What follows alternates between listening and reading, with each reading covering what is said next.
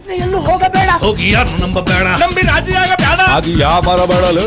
ಅಣ್ತಮ್ಮ ಎನ್ನುತ್ತಾ ಸದಾ ಜೊತೆಯಲ್ಲಿದ್ದು ಗುಂಡು ತುಂಡು ಹಾಕುತ್ತಿದ್ದವರೇ ಸ್ನೇಹಿತನಿಗೆ ಚಾಕುವಿನಿಂದ ಇರಿದು ಕಸದ ರಾಶಿಯಲ್ಲಿ ಎಸೆದು ಹೋಗಿದ್ದ ಘಟನೆ ಬೆಂಗಳೂರು ಉತ್ತರ ತಾಲೂಕಿನ ಸೋಲದೇವನಹಳ್ಳಿಯಲ್ಲಿ ಬೆಳಕಿಗೆ ಬಂದಿದೆ.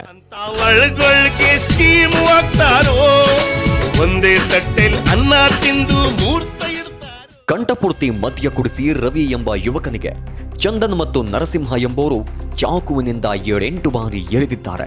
ದಾಳಿಯ ಬಳಿಕ ರಕ್ತದ ಮಡುವಿನಲ್ಲಿದ್ದ ರವಿಯನ್ನ ಕಸದ ರಾಶಿಯಲ್ಲಿ ಎಸೆದು ಆರೋಪಿಗಳು ಪರಾರಿಯಾಗಿದ್ರು.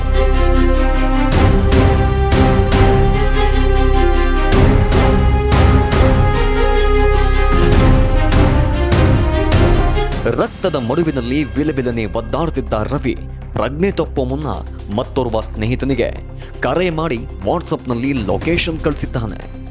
ಲೊಕೇಶನ್ ಮೇರೆಗೆ ಸ್ಥಳಕ್ಕೆ ಆಗಮಿಸಿದವರು ಪೊಲೀಸರಿಗೆ ಮಾಹಿತಿ ನೀಡಿ ರವಿಯನ್ನ ಆಸ್ಪತ್ರೆಗೆ ದಾಖಲಿಸಿದ್ದಾರೆ.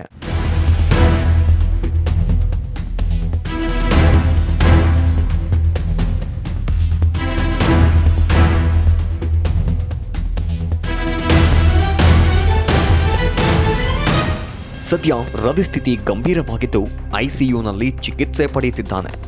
ಇತ್ತ ಸ್ನೇಹಿತನಿಗೆ ಚಾಕು ಇರಿದು ಕಸದ ರಾಶಿಯಲ್ಲಿ ಬಿಸಾಡಿ ಎಸ್ಕೇಪ್ ಆಗಿದ್ದ ಸ್ನೇಹಿತರು ಮೈಸೂರಿಗೆ ಪರಾರಿಯಾಗಿದ್ರು.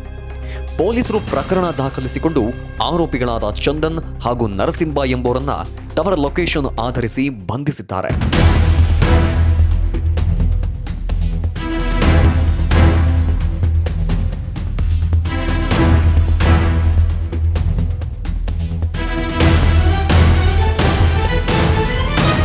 ಈ ಸಂಬಂಧ ಸೋಲದೇವನಹಳ್ಳಿ ಪೊಲೀಸ್ ಠಾಣೆಯಲ್ಲಿ ಪ್ರಕರಣ ದಾಖಲಾಗಿದ್ದು ಹೆಚ್ಚಿನ ತನಿಖೆ ಮುಂದುವರೆದಿದೆ.